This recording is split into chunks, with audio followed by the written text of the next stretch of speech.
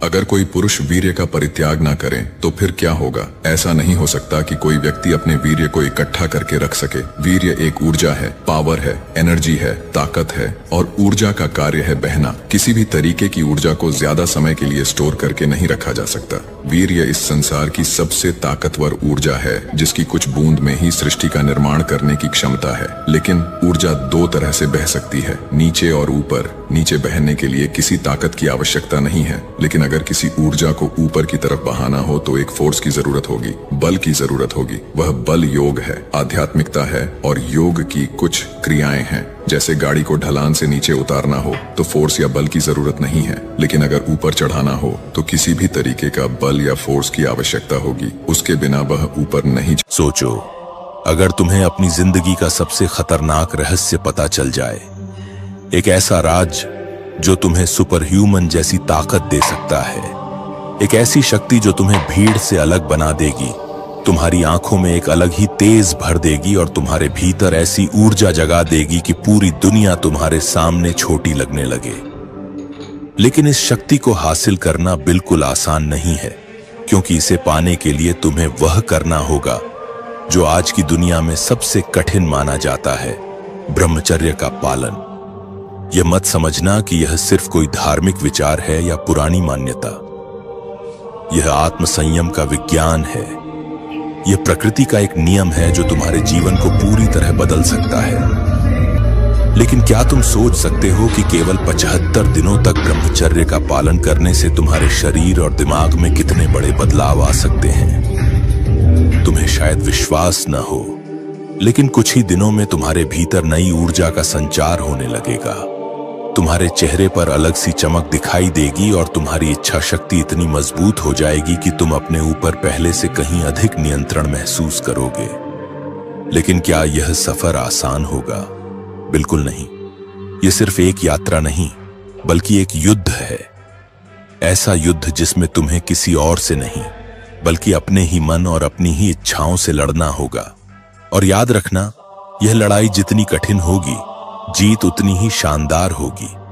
तो चलो इस 75 दिनों की यात्रा की शुरुआत करते हैं, जहां हर 12 दिन तुम्हें एक नया अनुभव देंगे, एक नई शक्ति का एहसास कराएंगे और तुम्हें अपने पुराने स्वरूप से कहीं बेहतर इंसान बना देंगे।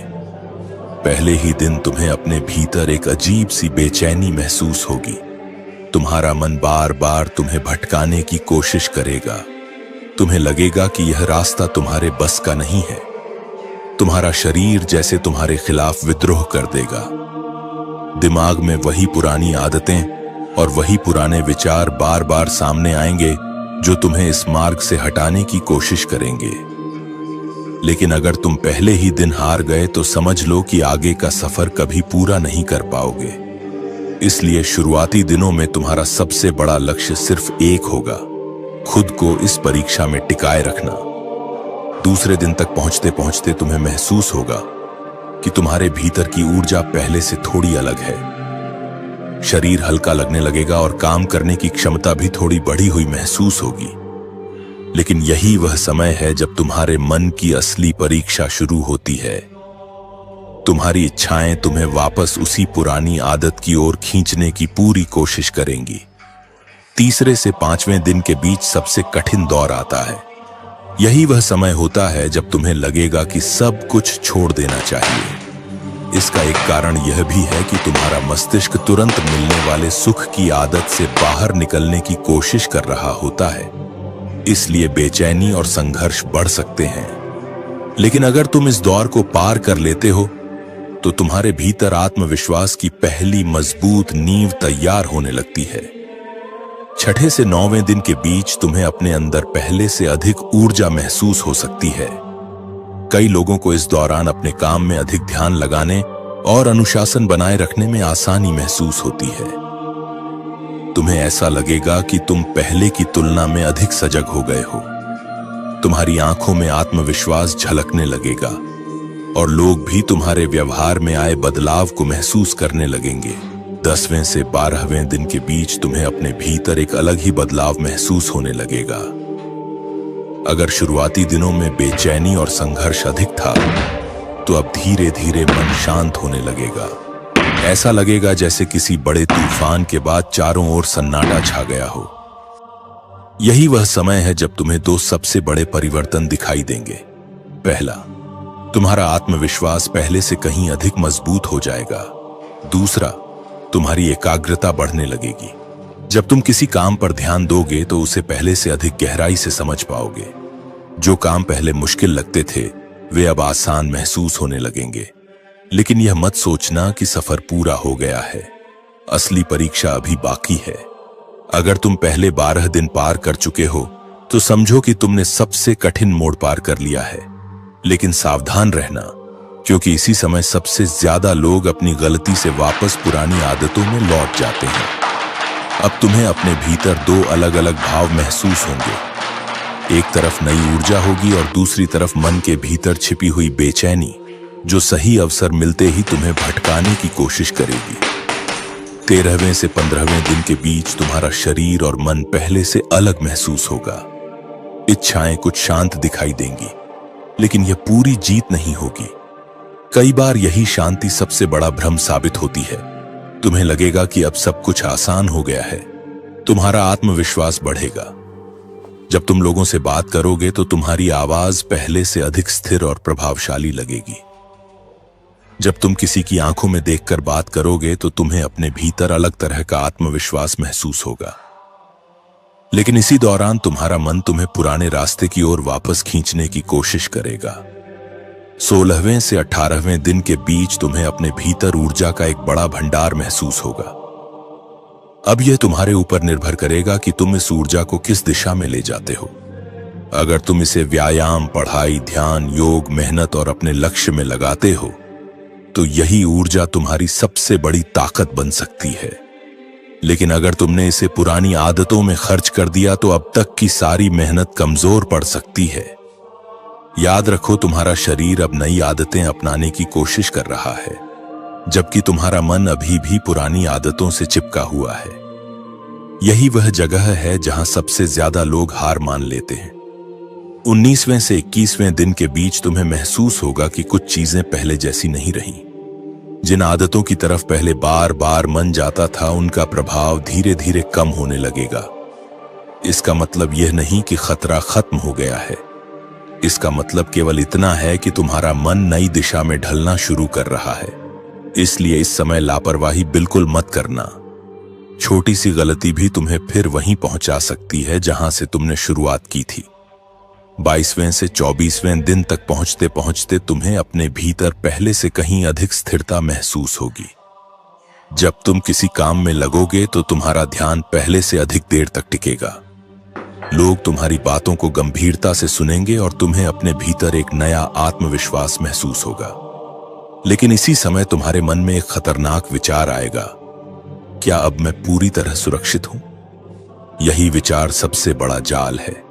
जैसे ही इंसान सोचता है कि अब वह कभी नहीं गिरेगा, उसी समय उसके गिरने की संभावना सबसे ज्यादा बढ़ जाती है। इसलिए याद रखो, आत्मसंयम का रास्ता कभी लापरवाही की अनुमति नहीं देता। अनुशासन जितना लंबे समय तक बना रहेगा, उतना ही यह शक्ति तुम्हारे जीवन का स्थायी हिस्सा बनती जाएगी। 25वें दिन से तुम्हारी असली परीक्षा शुरू होती है। अब तक तुम्हारा शरीर और मन धीरे धीरे नई स्थिति में ढल चुके होंगे। तुम्हें लगेगा कि अब सब कुछ तुम्हारे नियंत्रण में है, लेकिन यही सबसे बड़ा भ्रम होता है। अक्सर लोग इसी मोड़ पर गलती कर बैठते हैं, क्योंकि उन्हें लगता है कि अब वे कभी नहीं फिसलेंगे। लेकिन आत्मसंयम का सबसे बड़ा नियम यही है कि जिस दिन तुमने खुद को पूरी तरह सुरक्षित मान लिया, उसी दिन सावधानी कम होने लगती है। 25वें से 27वें दिन के बीच तुम्हारा मन तुम्हें समझाने की कोशिश करेगा कि अब थोड़ी सी डील देने में कोई नुकसान नहीं है। वह तुम्हें तरह तरह के बहाने देगा। कभी कहेगा कि अब तुम मजबूत हो चुके हो, कभी कहेगा कि सिर्फ एक बार से क्या फर्क पड़ेगा। लेकिन याद रखो, यही वह विचार है जिसने अनगिनत लोगों की मेहनत को एक पल में खत्म कर दिया। इसलिए अपने लक्ष्य को हर दिन याद करो और खुद को यह याद दिलाओ कि तुमने यह सफर किसी क्षणिक सुख के लिए नहीं, बल्कि अपने बेहतर भविष्य के लिए शुरू किया था। 28वें से 30वें दिन तक तुम्हारे भीतर ऊर्जा का स्तर पहले से अधिक महसूस हो सकता है। अगर तुम नियमित व्यायाम कर रहे हो, अच्छी नींद ले रहे हो और अपने लक्ष्य पर काम कर रहे हो, तो यही ऊर्जा तुम्हारी सबसे बड़ी ताकत बन सकती है। लेकिन यदि इसे सही दिशा नहीं मिली तो बेचैनी बढ़ सकती है। इसलिए इस समय ध्यान, प्राणायाम, दौड़, योग या कोई रचनात्मक काम करना बहुत जरूरी है। जब ऊर्जा को उद्देश्य मिलता है तभी वह शक्ति बनती है। 31वें से 33वें दिन के बीच तुम्हें अपने व्यवहार में बदलाव दिखाई देगा।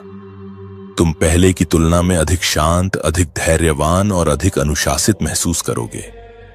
लोग भी तुम्हारे आत्मविश्वास और व्यक्तित्व में आए बदलाव को नोटिस करने लगेंगे। लेकिन इसका मतलब यह नहीं कि तुम्हारी यात्रा समाप्त हो गई है। यह केवल इस बात का संकेत है कि तुम्हारी मेहनत का असर दिखाई देने लगा है। 34वें से 36वें दिन तक पहुंचते पहुंचते तुम्हें लगेगा कि मन पहले से कहीं अधिक स्थिर हो गया है।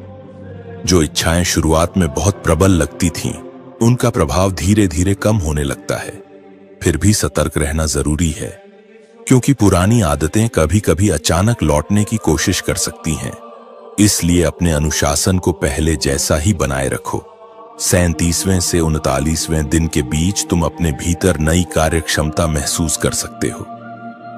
अगर तुम पढ़ाई करते हो, काम करते हो या किसी लक्ष्य की तैयारी कर रहे हो, तो तुम्हें महसूस होगा कि ध्यान पहले से अधिक देर तक टिक रहा है। काम पूरा करने की इच्छा भी मजबूत होगी।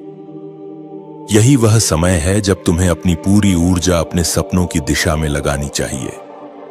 40वें से 42वें दिन के बीच तुम्हारा आत्मविश्वास और भी बढ़ेगा। लोग तुम्हारी बातों को गंभीरता से सुनेंगे और तुम्हें अपने भीतर पहले से अधिक स्थिरता महसूस होगी। लेकिन याद रखना, दूसरों की प्रशंसा या आकर्षण को अपनी सफलता का प्रमाण मत बनाओ। असली जीत अपने मन पर नियंत्रण है, न कि दूसरों की राय। 43वें से 45वें दिन के बीच तुम्हारा मन एक बार फिर तुम्हारी परीक्षा ले सकता है। वह कहेगा कि अब तुम काफी आगे आ चुके हो, अब थोड़ी सी लापरवाही से कुछ नहीं होगा। लेकिन हर बड़ा लक्ष्य